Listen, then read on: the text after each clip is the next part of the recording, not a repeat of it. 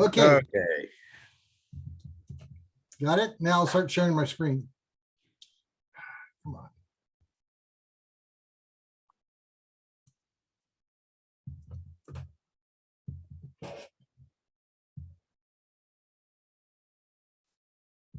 Okay. Now, for those of you who have gotten your license the last 30 days, or will get it by October 31st, I have some great news for you, which will actually make this whole thing mute, this whole discussion. But we should still go through this. I know I'm going to go through that and make the announcement at the end. I was asked to talk about what HT should I buy. And the first thing I said to Steve when he asked me that was, dear, what would you like for dinner?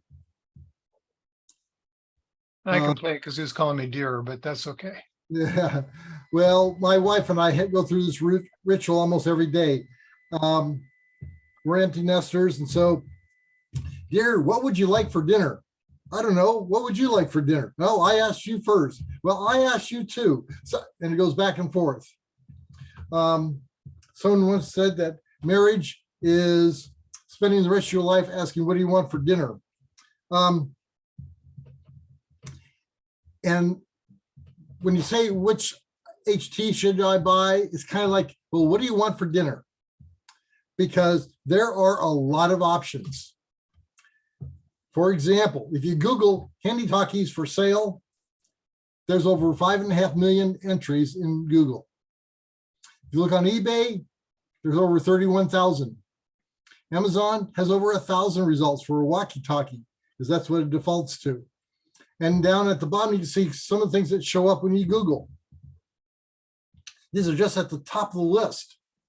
So, I mean, you have a few options here. And, you know, like how many HTs are there out there? Well, give you an idea, in just 4 years, the ARRL lab tested 919 HTs. And the interesting thing, this shows the results. Most of them were compliant with the FCC requirements. What does that mean?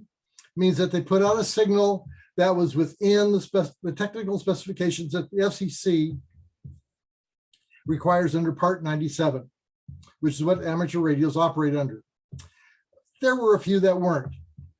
Now, if you want to look this up, it's in QST November 2015, page 74 through 76. Now, the actual results, as they show here, is you have all these manufacturers and different types of units that they have. Well, the interesting about it is that Yaesu, Kenwood, ICOM, and Motorola were like almost always compliant, which is not to be unexpected. They are exceptionally good companies. They have great quality control. They have good designs, but they cost more. The ones that were iffy were Baofeng's, TYT, and I think that's Wolfsand. I'm not sure exactly how to pronounce that. No one's ever been able to tell you exactly how to pronounce that in Chinese. I believe it's Hoxing. It might be, you know, everybody has a different pronunciation, but you can see what the name is, and there's that. Now, this is not to say that those radios are bad radios, just that they may or may not be fully compliant with the FCC Part 97 requirements. Now, since that time, the FCC has tightened their requirements. For example, you can no longer use amateur radio HTs for GMRS or FRS. They're just not available on the market. They had to get rid of them. And the manufacturers have also gotten better because of market forces. That's just out there.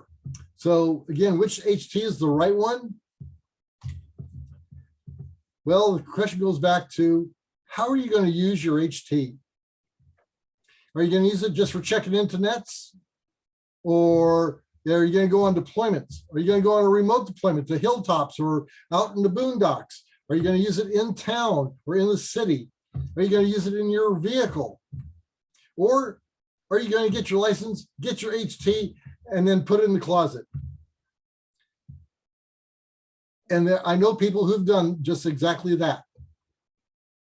You might say, why would they do that? Well, they just don't follow up, or they have mic fright or whatever, but they put it in the closet and they promise themselves, hey, if there's ever an emergency, I can get out of the closet and I'll be ready to save the world.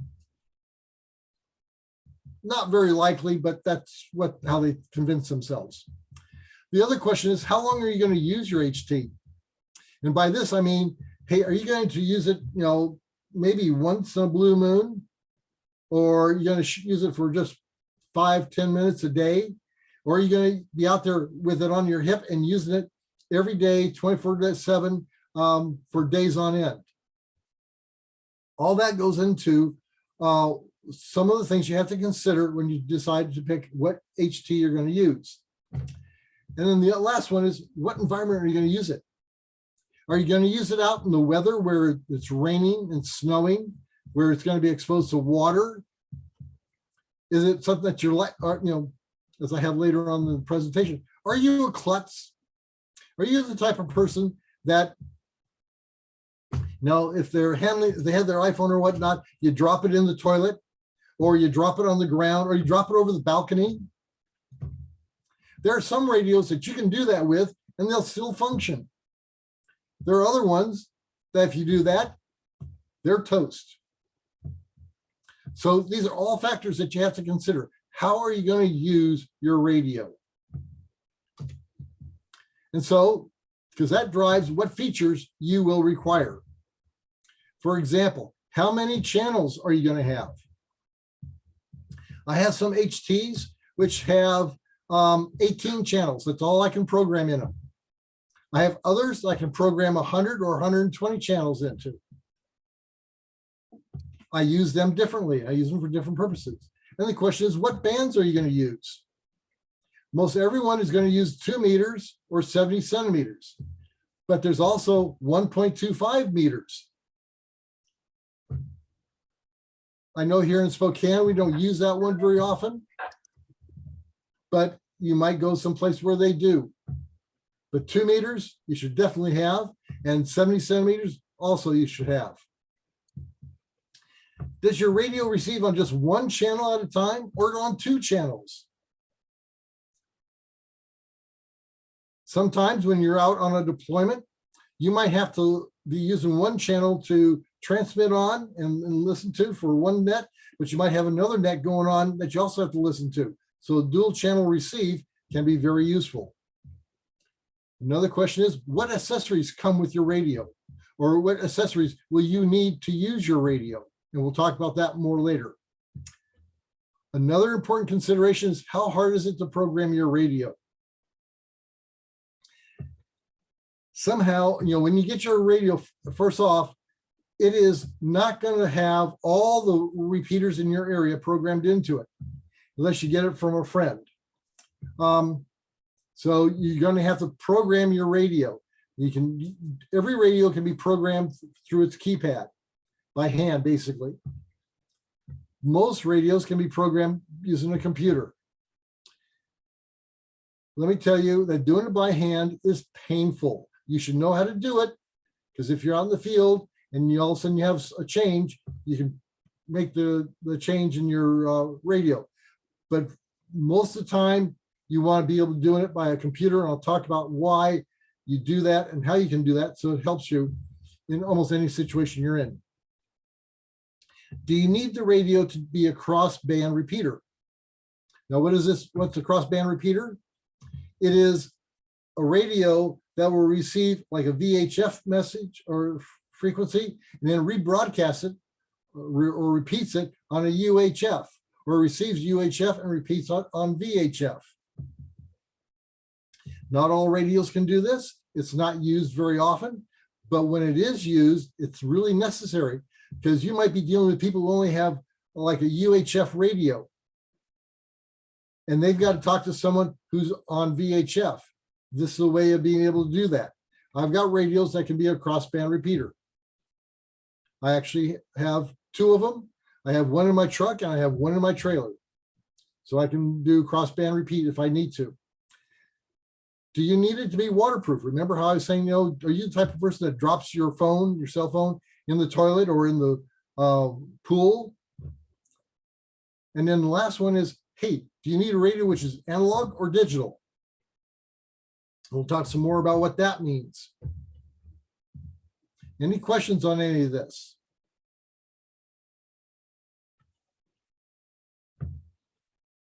Okay, let's take a look at some examples. The Bofang UV5R. This is probably the most common handheld radio there is, for one simple reason.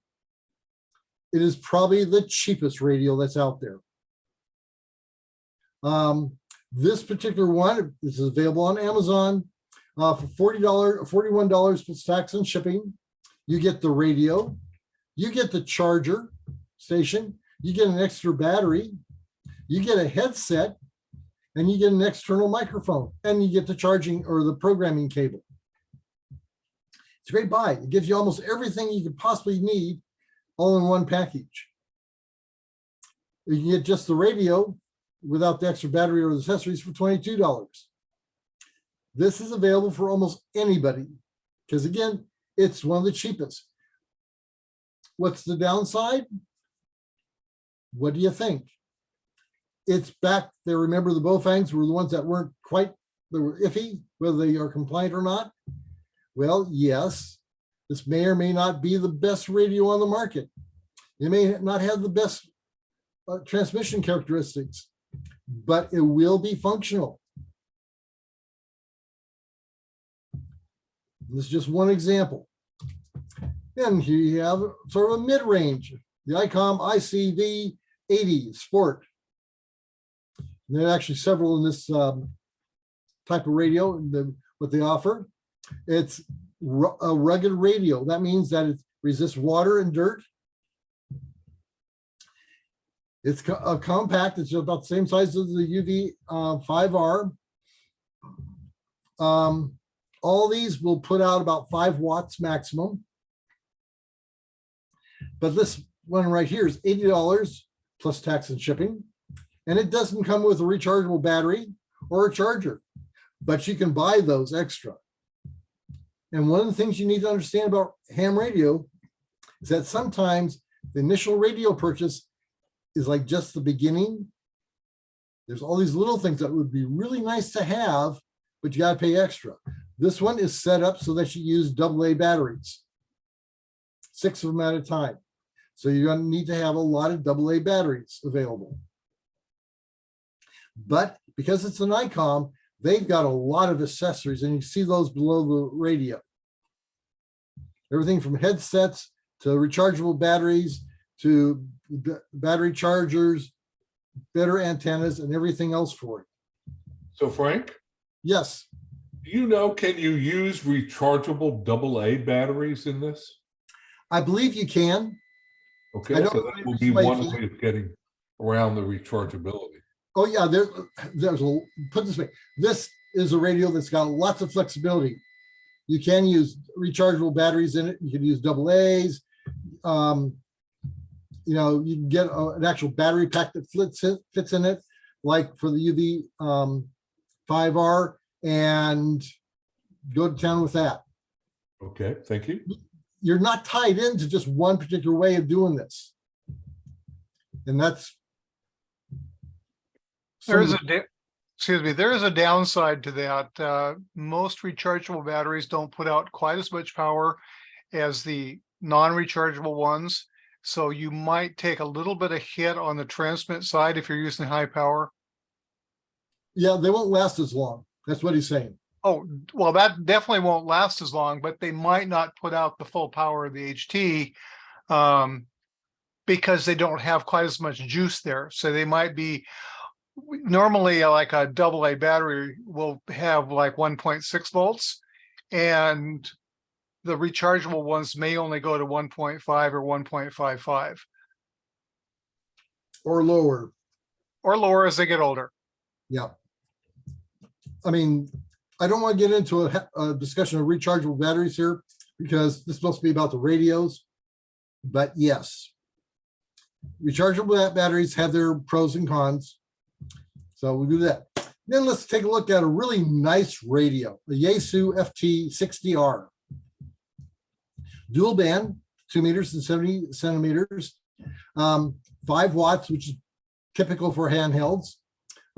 It comes with a 1.4 amp hour nickel metal hydride battery pack, charger and base. So it's basically the fundamental radio with a rechargeable battery built into it. That's $155 plus tax and shipping. And it's at DX Engineering. Now, the nice thing about this, because it's a little bit better, it also receives the weather channel, the NOAA radio frequencies and aircraft frequencies.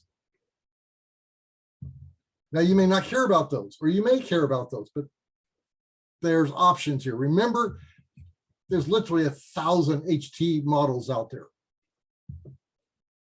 Okay, so you have that. Any questions about the 3 examples I've got? And that's what they are. These are just examples. I'm not recommending any given one.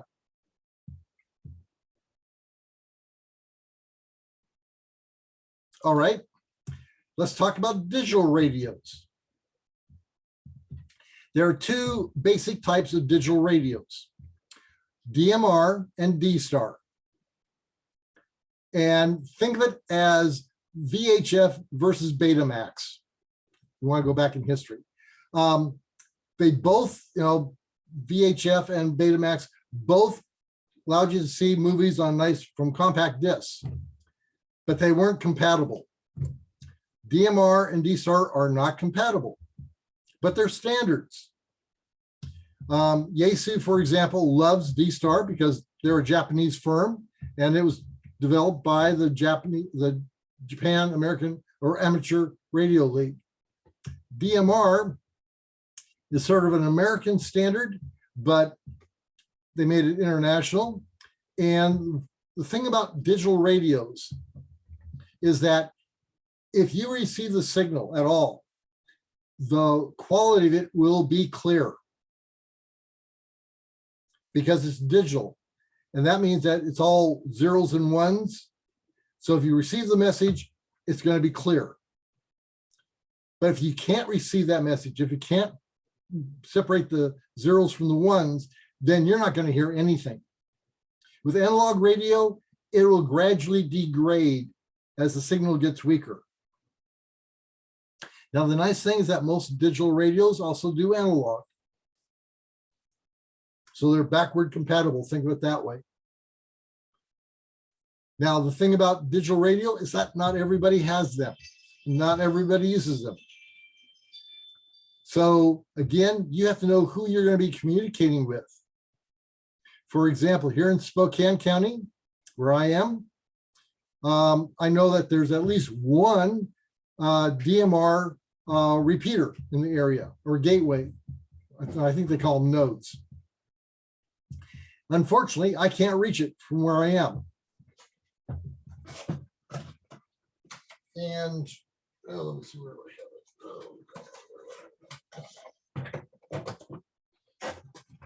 And I don't know if you can see what I'm holding up here, but this is a DMR radio that I was given by my son. And unfortunately, I can't reach the node. So I can't use it to talk to my son over in Puyallup or anyone else here locally. When we get more nodes, they're more accessible, or I move somewhere else, then I'll be able to use it and make contact with it. There's a lot of people who are real fans of digital radio because the quality of the audio is fantastic, but it has some limitations. I know that for Thunderbird and Whale, Steve, you guys were recommending the DMR radios. Well, it goes a little bit beyond that. That's kind of what we would like to see the tribe standardize on, because we can use them with hotspots for the time being until we get some more repeaters built out. There's a number of reasons to kind of future-proof things, and then we don't expect a lot of people to upgrade to general class license right away. So it's a matter of spanning distances. So there's a number of reasons for it. Yeah, what Steve was talking about when he says a hotspot. For example, this is a hotspot my son made for me. It's kind of nice. It has my call sign on it. You can't see it. But this actually helps the radio connect to the internet, which then goes out everywhere and connects to nodes, and people can then talk to me that way. But again, in order to use this radio, I've got to have the hotspot.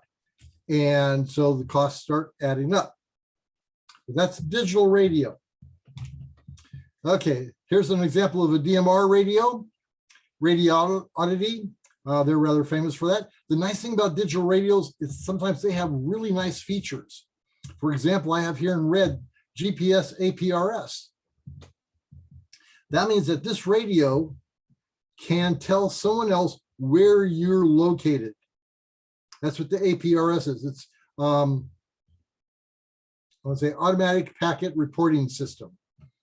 I'm not sure quite, but it's kind of like that. And what it does is sends out a signal along with anything you're broadcasting out and tells people exactly where you are. So Frank, Yes. Frank, you may want to check chat.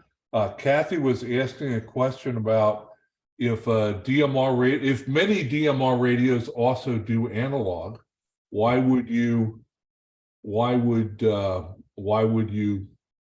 use digital? One, because take a look at the price of this DMR radio.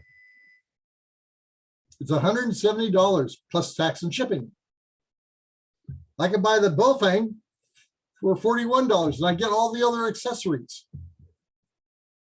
If I'm not going to use digital, why would I spend the extra money? It's options. That's what I'm presenting here. You have options. Well, Some no, people- my question was about, because you said that the radio that your son gave you didn't work because you didn't have a DMR repeater. But if the digital radio also does analog, why wouldn't it work with a non-DMR repeater? It will.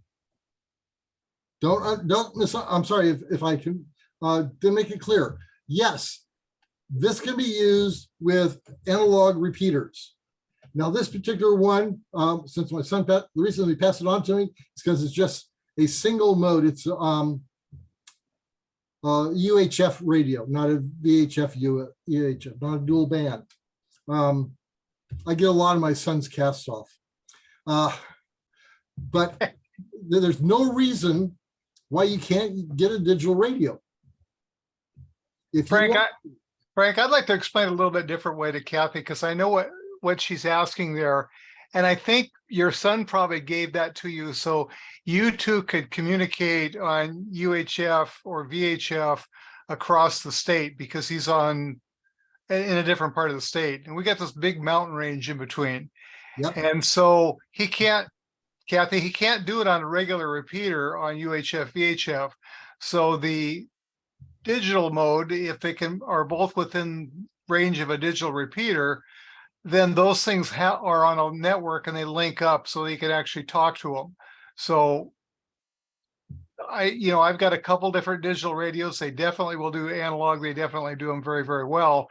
But if somebody is out of range, and I see on the map that there are like 4 repeaters around Spokane on UHF, and he just can't get into one of them. Maybe with an external antenna or something like that, he could, but from where he's at right now, he can't. So that, I think, is probably the better, a little bit more explanation for you. Okay, so am I understanding correctly that a digital repeater actually can go further? No. no, No, No, put it this or way, better? uh, Okay, I'm So- sorry.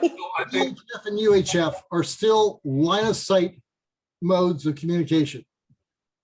You've got to be basically, the horizon is the limit to how far you can go. If a mountain's in the way, you're still stuck.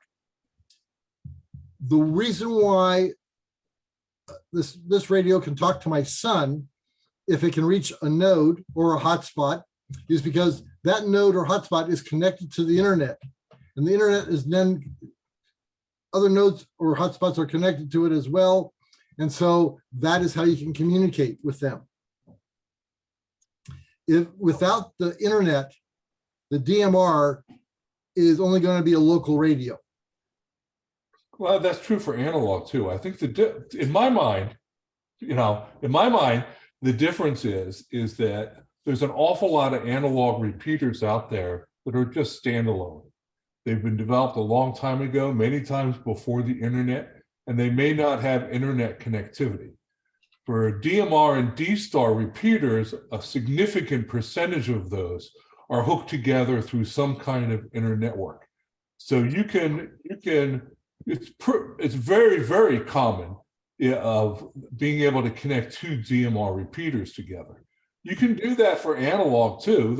There are analog repeaters that have IRLP and have Echolink or have All-Star or one Or of they're the connected, just simply connected between point to point or the internet, or I mean, right.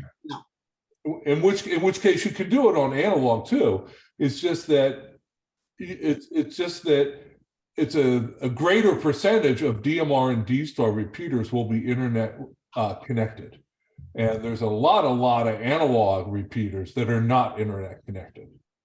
let me put it this way. Probably the best way of describing the difference between digital radio and analog radio is the difference between digital TV and analog TV. With digital TV, you get sharper images and better audio. With analog, you don't.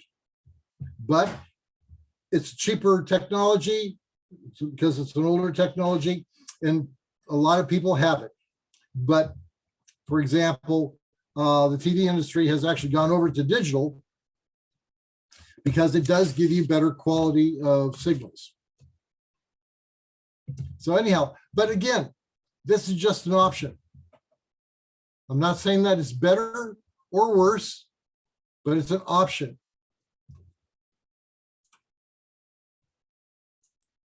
Okay, next thing I want you to do is consider some accessories to go with your HT.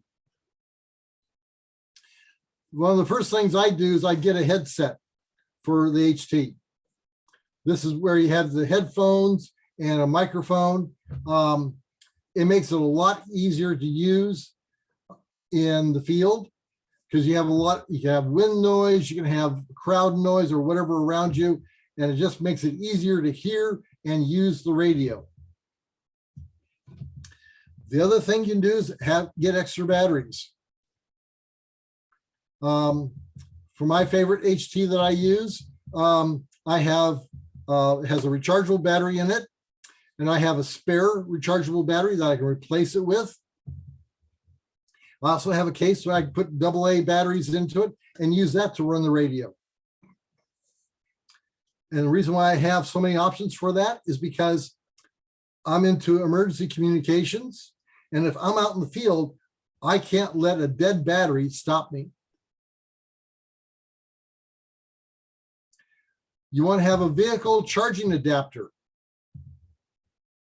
Now, these come in different forms. Your radio will have one of one type or another. And I have one, for example, for my HT that I use. I can plug it into the cigarette lighter in my car, and then I could charge up the battery from my vehicle. And just think that your vehicle has a mobile battery for you. The other thing, a really important one on an HT, whenever you buy one, is you're probably going to come with a little rubber ducky. I don't know if here, let me show it right here.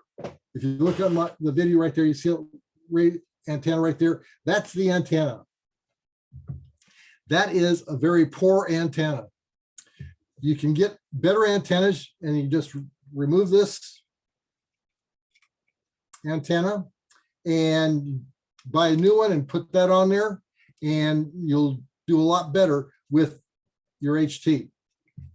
Another option is to get a mag mount antenna. This actually stands for magnetic mount.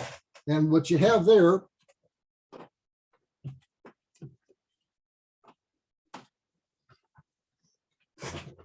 I hope you all can see this. Tell me if you can or not. But this is basically, it has magnetic mount. You put that on top of your car, and then you have a cable that runs down to your radio. And Frank, stop your screen sharing for a moment so they okay, can see it. we'll do that. Okay, is this better? Perfect. Okay, so here you have a nice long cable, and see, this is a much better antenna. It's both 2 meters and 70 centimeters. And I know using this with my HT, I get a lot better reception and transmission. So that's another option that you can get. Let's go back here.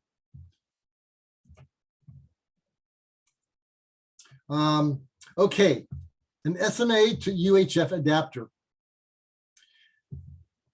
If you get your HT and you take the antenna off, you're going to notice that there's a dinky little connector in there, a socket. And then you take a look at what the external antennas have, and they have an SO230 or an SO239 adapter or PL259 adapter on it. And how do you make them fit? Well, you get a little adapter that'll screw into your radio and then connect to the cable, the coax cable. That way you can add any antenna you want. You can get an antenna, what's called like a Slim Jim or a J-pole, and you can throw it up in the tree, have a coax from the antenna down to your radio, and you'll get a lot better reception even with that. I've got one of those myself. Kathy has her hand up. Yes, Kathy.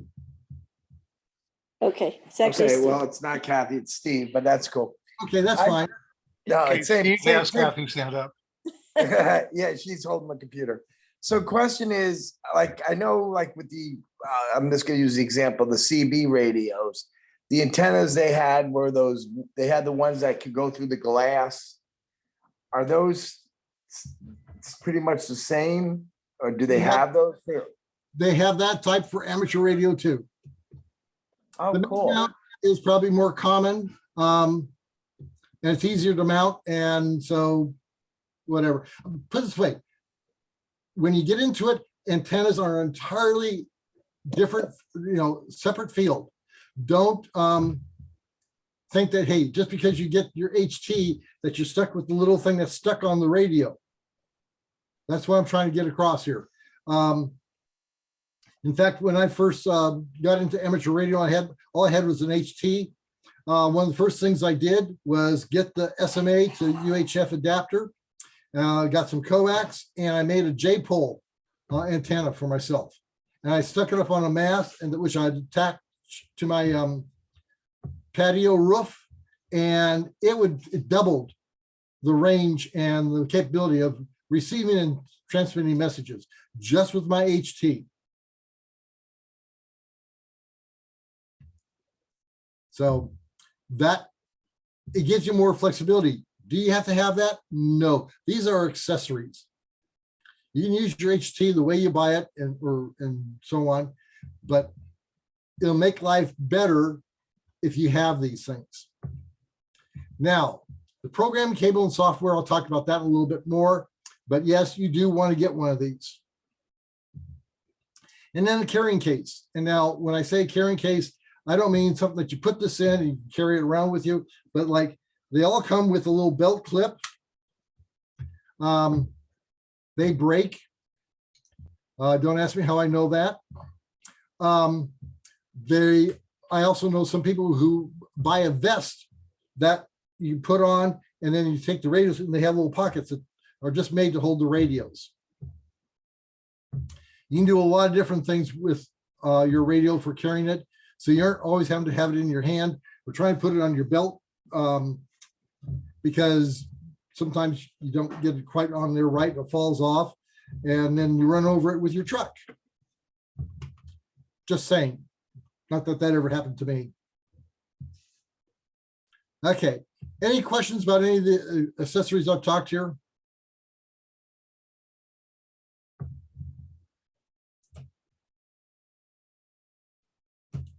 Okay, so this goes back. What HT should you buy? If you're a clutch or you're going to stick it in the closet, go cheap. You won't cry too much when you run over in your truck.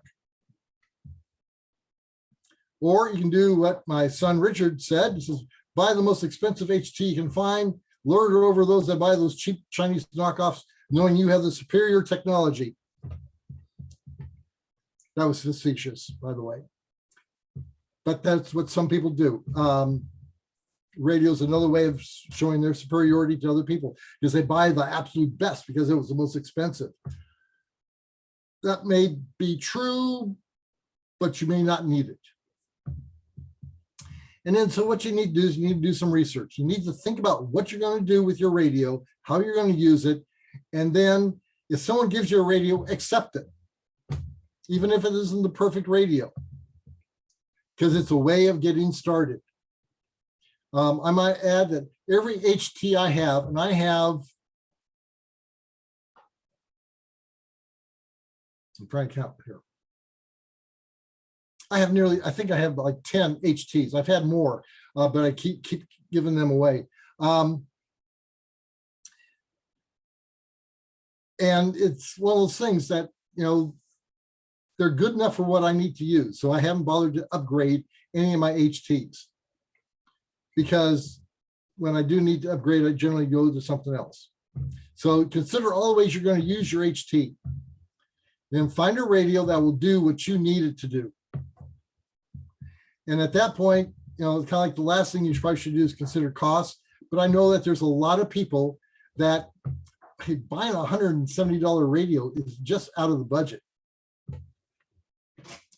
Don't feel that you're not doing what you should do if you get a Bofang.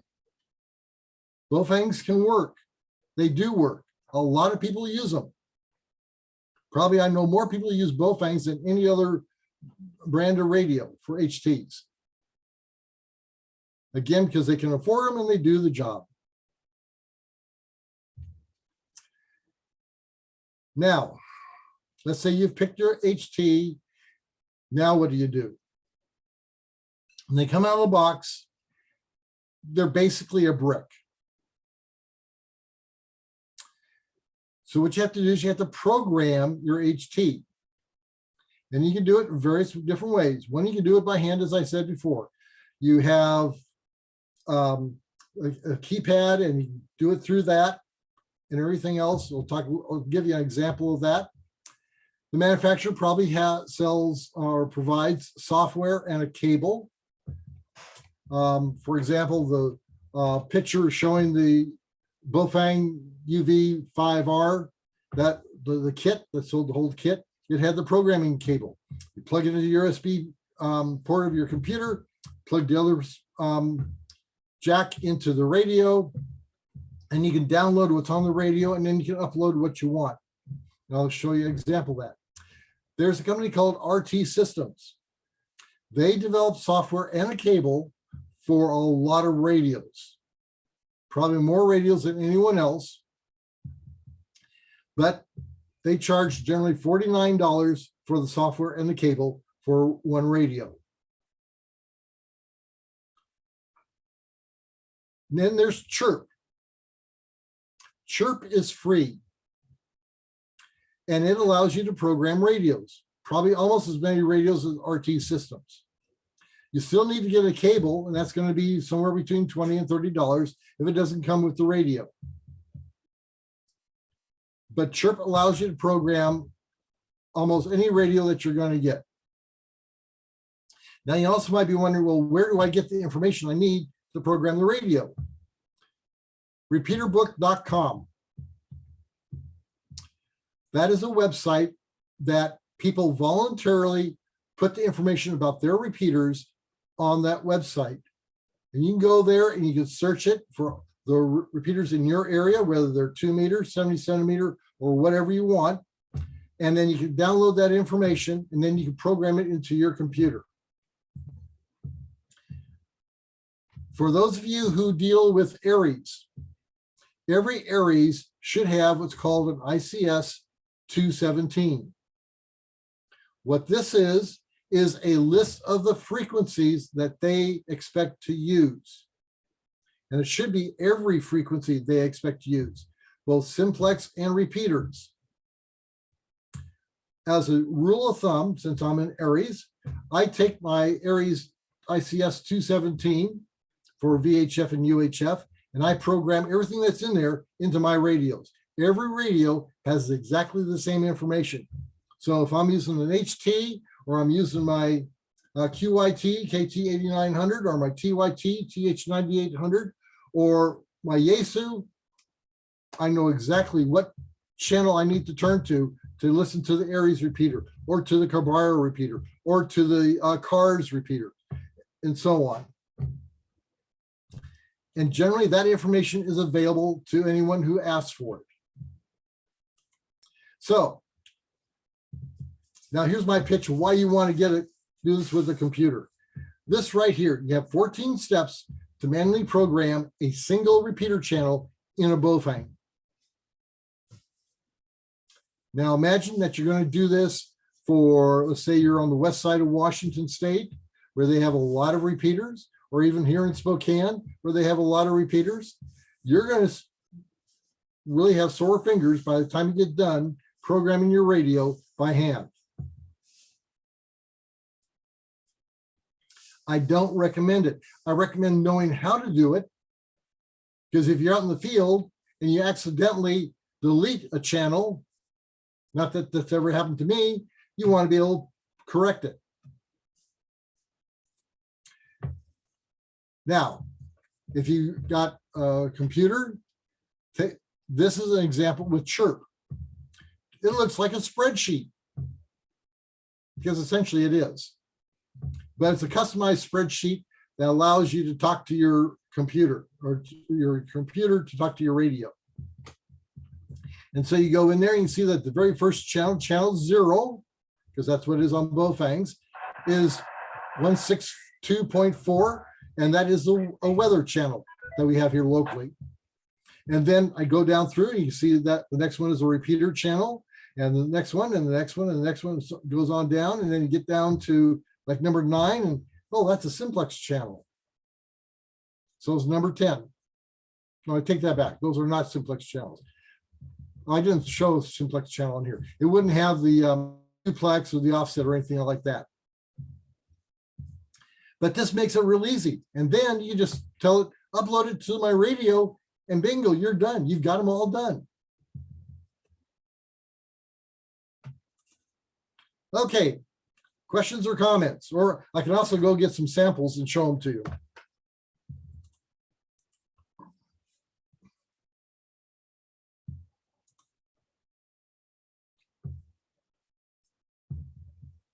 So Frank, do you know if anybody's still manufacturing a radio with a built-in TNC? I know most of the ones that had them are now discontinued.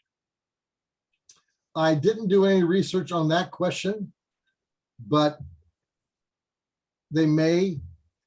I know my 7300 has a TNC in it. Generally, they're the higher end radios. Now, let me go back to that link that I put in the very first time, that YouTube video. There's been a special program that only goes through October 31st. If you are a new ham and just gotten your technician license, I suggest you take a look at that, because you can get a free radio. It's an HT, but you can get it. That is, their Gigaparts is behind that, and it's a way to promote amateur radio. So that's what they're doing. So let's see, Kathy, you're going to get take your exam this Friday, I heard? Yes. Well, good. As soon as you do, go take a look at this, because it explains how to get a free radio.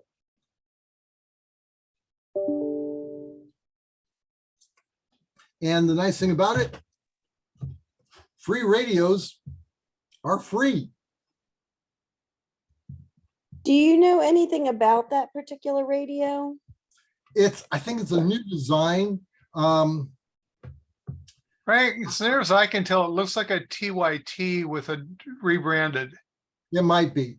It is a TYT UV88 that has custom software in it that they modified some of the terms in the firmware to match what an amateur radio operator would typically think of. So it's a little bit more user-friendly than the TYT, but mostly it's rebranded. Yeah, that is very common. But again, as my friend Dave Carlton says, he does our New Ham class here in Spokane. He says, there's one characteristic of all amateur radio operators. They're cheap. You're smiling. I see that smile. And, you know, free radio, what do you lose? Nothing. It could be the backup radio you have if you decide you want to get a better one or whatever, or you just pass it on to somebody else. It's not, again, it's free. Why don't you get it? And you can at least play with it and see whether or not it does what you want, or you can just go out and spend money and get one that you want. And that's just it. There's so many options here that it really comes down to what do you want? What are you willing to pay? What do you have to do? So the cool thing about the Jumpstart program is it's a whole package. Yeah. It includes the radio, it includes the programming cable, it includes a version of RT systems, so you can program it right out of the box. So it's more than just the radio. And it also has some coupons from various other manufacturers that have participated in the program. So it really is it follows its name. It's a Jumpstart. It's one package that you can get virtually anything that you want to as far as getting up and getting going. So it's actually more than just the radio. Yeah. And now, the one thing I will warn you, that generally the first radio you get tends to lock you into that type of radio or that brand. I'm somewhat agnostic when it comes to brands. Hey, I'll be honest, the HT that I use is a Bowfang. It's a UV82 plus. And I've run over it with my truck and it's still working. I got to shove the battery in every once in a while, but it does work. I put a new antenna on it so that it telescopes out. I have my Go kit here. Let me see.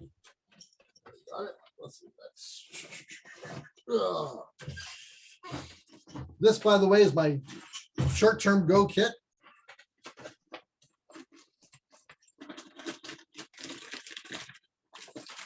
Here I've got my headset that plugs into the Bowfang.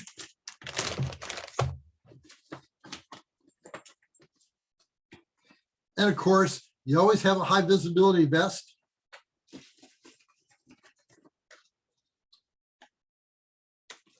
External microphone attaches to the Bowfang.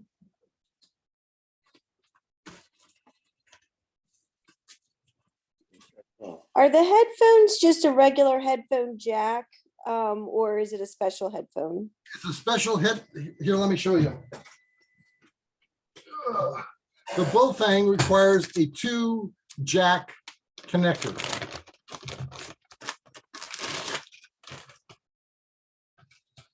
Try to hold this up so that you can actually see it. Do you see that there? It's got Yes, 2 jacks. And it fits into the Bowfang in just one way. Now, a lot of radios use this type of connector. I won't say that it's a standard, but it's very common. And this headset has the microphone and the headphones on it, and you can control it with a switch. Always use push to talk, never use Vox. It's voice activated, because if you're out in the field, the wind or the crowd noise will activate it, and no one will like you on the net.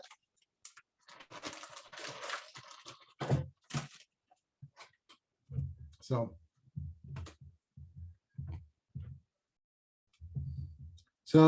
you know, it goes back to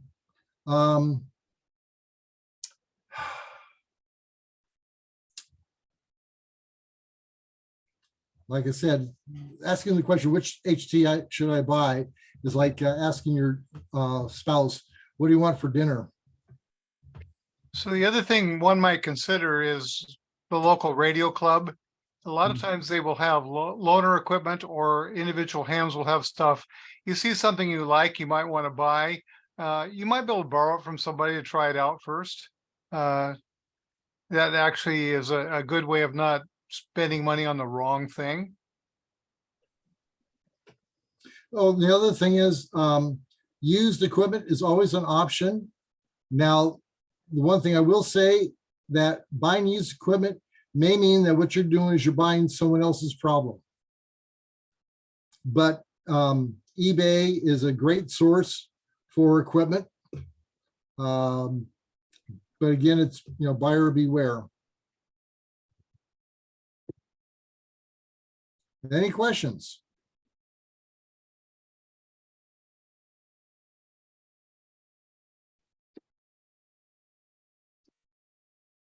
I would encourage you that if you're getting your license in the next 30 days or so, take advantage of that Kickstart or Jumpstart program. Because you'll end up spending plenty of money on amateur radio if you stay in it. You might as well save what money you can while you can. Oh, I can also add one other thing. Yeah, I do have HTs. I do use HTs, but I don't use them as much as I used to. For example, I discovered that if I'm in downtown Spokane, my HT has lousy reception and lousy transmission, because you're all in the midst of these high-rise concrete buildings. Doesn't get out very far.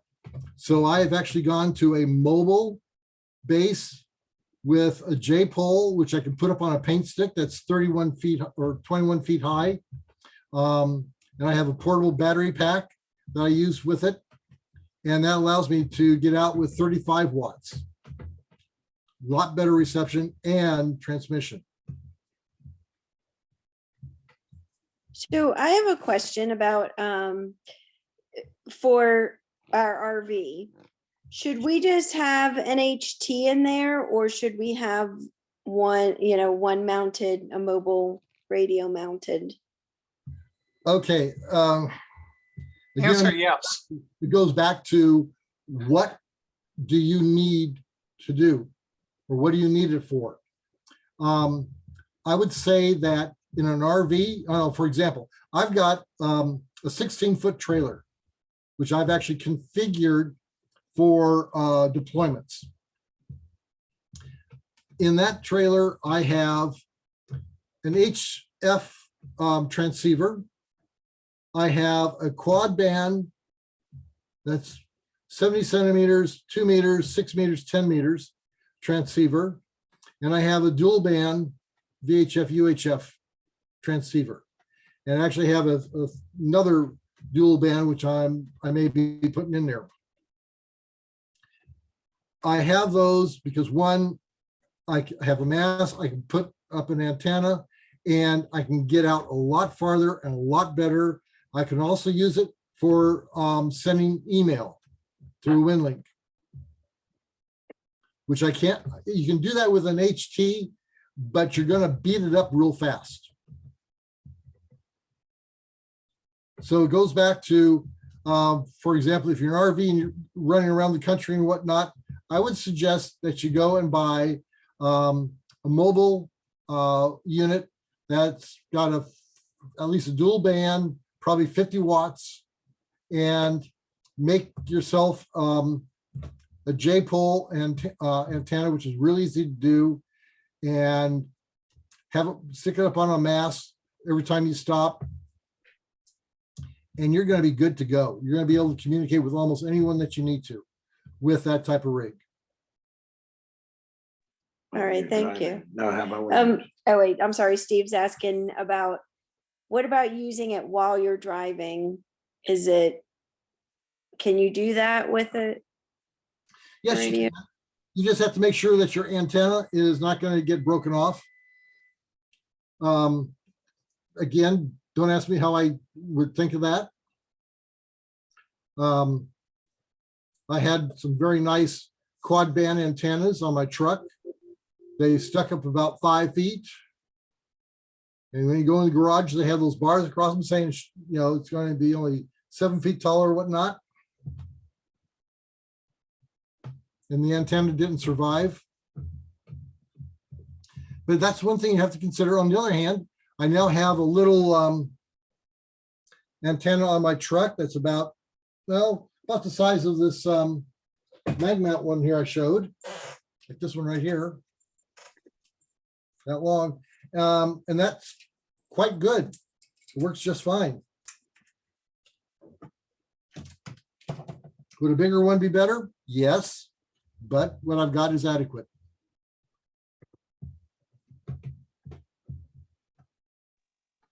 So to give Steve a little bit more information there, you could actually get an antenna switch and have two antennas.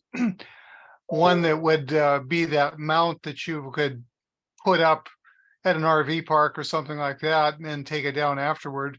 And the other one goes off to the one mounted on the vehicle roof or next to the roof or something like that. So you just have to watch the height.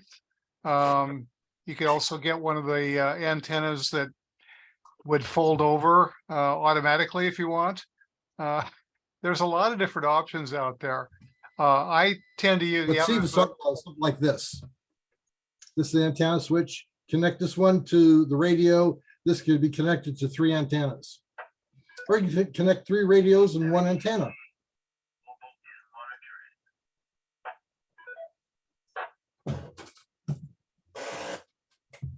I mean, there's a lot of options when it comes to how you set up antennas and your radios and what.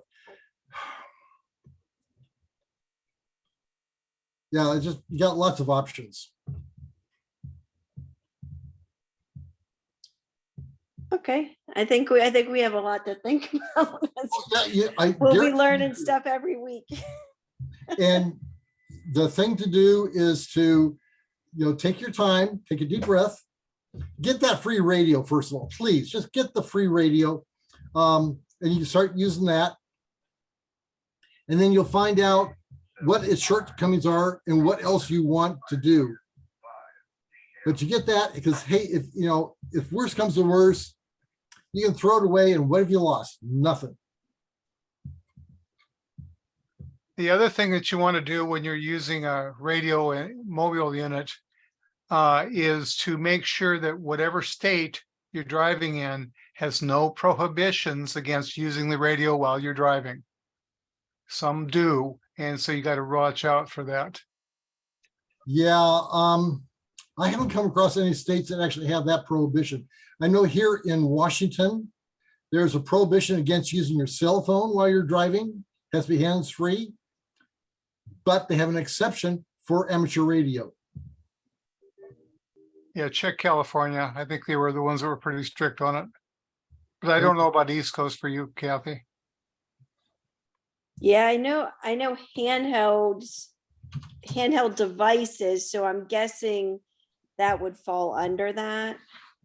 Maybe yes, maybe no. Here in Washington, as Frank said, here in Washington, what they did is they changed the definition of portable handheld devices in the law. They say that it's portable handheld devices, except citizens band radios and amateur radio. So they changed the definition of what a portable handheld device was to remove amateur radio. Now, that doesn't mean that you still can't get ticketed for distracted driving. It just means you can't get ticketed for the distracted driving law. They're still in proper operation. They're still, you know, so you can still get ticketed if you're not driving correctly, regardless of what you're holding in your hand. So don't That's forget. interesting, though. I hadn't thought about that aspect, but that is interesting. For example, I have one here that says amateur radio operators in Canada will not be allowed to use. Okay, so you can't do it in Canada. You can use it in Connecticut. Washington, like I said, you can.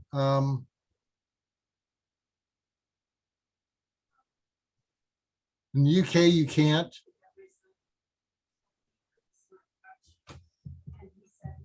So, So if we're Yeah. kind of the end there, we probably need to move on to the other presentation.